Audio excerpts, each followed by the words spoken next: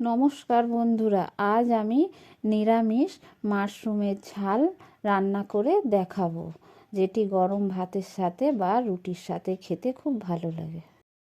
মাশরুমের ঝাল বানানোর জন্য আমি এখানে বাজার থেকে 200 গ্রাম মাশরুম কিনে এনেছি।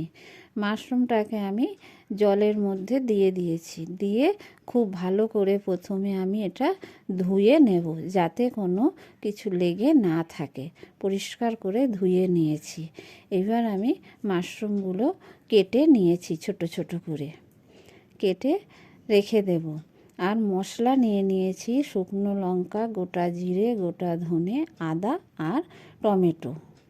কড়াইয়ে তেল গরম করতে দিয়ে দিয়েছি। তেল গরম হয়ে গেছে, ফোড়নে দিয়ে দিয়েছি একটি তেজপাতা আর গোটা জিরে, আর একটু লবণ দিয়ে ওই গোটা মশলাগুলো শিলে বেটে রেখেছিলাম তেলের মধ্যে দিয়ে দিয়েছি। দিয়ে একটু নেড়ে চেড়ে নিয়ে একটু হলুদ দিয়ে দিলাম, দিয়ে একটু কষিয়ে নিয়েছি ভালো করে, নিয়ে পাকা টমেটোটা দিয়ে দিয়েছি, দিয়ে খুব ভালো করে কষিয়ে নিচ্ছি। এবার 4টে চেরা কাঁচা লঙ্কা দিয়ে দিতে হবে, আর দিয়ে দিয়েছি লবণ, স্বাদ মতো লবণ দিয়ে দিলাম। দিয়ে খুব ভালো করে মশলাটা আমি কষিয়ে নিয়েছি।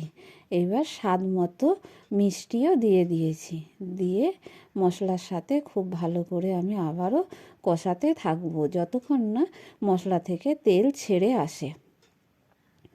খুব ভালো করে কষিয়ে নিয়েছি, মশলা থেকে তেল ছেড়ে দিয়েছে। এবার আমি কেটে রাখা মাশরুমটা দিয়ে দিয়েছি।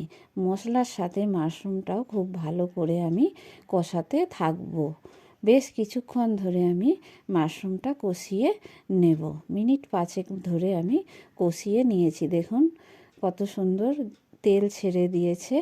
এবার আমি পরিমাণ মতো জল দিয়ে দিয়েছি। এটা একটু গ্রেভি হবে, খুব শুকনোও হবে না। আবার মাশরুমের ঝাল আমার হয়ে গেছে। এবার আমি দিয়ে দিয়েছি গরম মশলা আর 1 চামচ ঘি, দিয়ে আমি একটু নেড়ে চেড়ে নিয়ে নামিয়ে নিয়েছি। এই দেখুন মাশরুমের ঝালটা ঠিক এইরকম হবে।